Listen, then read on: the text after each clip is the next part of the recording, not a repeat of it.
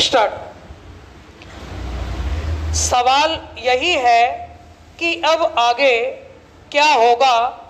संयुक्त राष्ट्र सुरक्षा परिषद इस पर चिंतन करेगी ही, और यह अनुमान स्वाभाविक है कि वह इजरायल और ईरान दोनों से शांति की अपील करेगी। सच यह है कि दुनिया की महाशक्तियां महायुद्ध नहीं चाहती।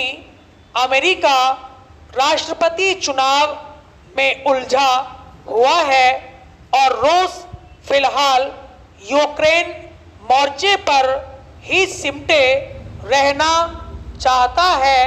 रही बात चीन की, तो वह अपनी आर्थिक स्थिति सुधारने में लगा है।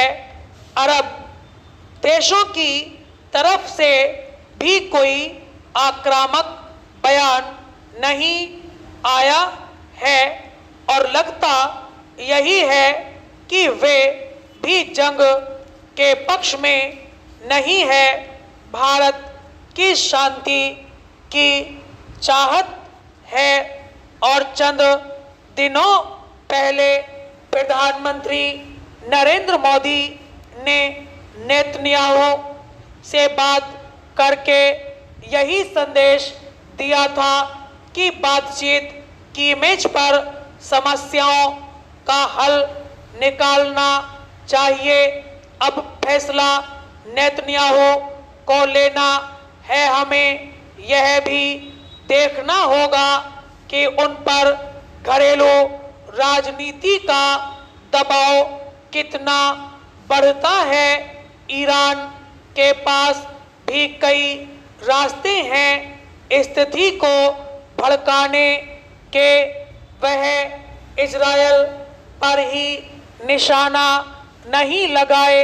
हो सकता है कि पश्चिम के देशों को दबाव में लाने के लिए खाड़ी के पश्चिमी हिस्से में भी वह कार्रवाई करे, जिसकी वजह से तेल के बाजार पर असर पड़ेगा।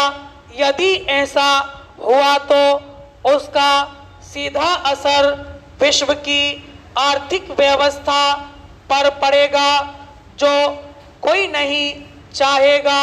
यहाँ यह भी याद रखना चाहिए कि इजरायल पर हमास के हमले की बरसी है। पिछले साल इसी दिन हमास के लड़ाकों ने इजरायल में दाखिल होकर 12,000 इजरायलियों को मौत के घाट उतार दिया था और कई विदेशी नागरिकों सहित 250 लोगों को बंधक बना लिया था। अनुमान है कि 100 के करीब बंधक अब भी हमास के कब्जे में हैं और अमेरिका, कतर व मिस्र पूरी कोशिश में है कि हमास और इजरायल के बीच कोई समझौता हो जाए, लेकिन ऐसा अब तक नहीं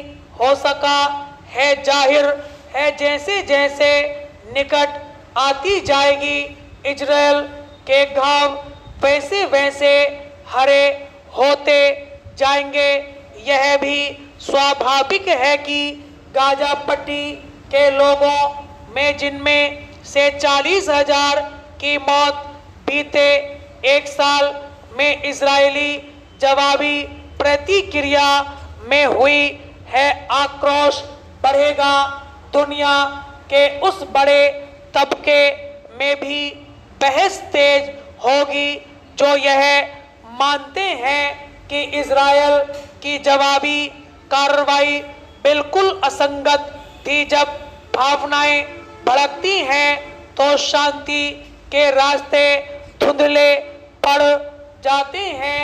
विश्व की बड़ी शक्तियों की शांति की कोशिशों में बाधाएं तो आएंगी, लेकिन यह कयास गलत नहीं है कि अपनी व्यवस्थाओं के कारण वे हर संभव कोशिश करेंगी कि इजरायल और ईरान दोनों के हाथ रोके जाएं। स्टॉप।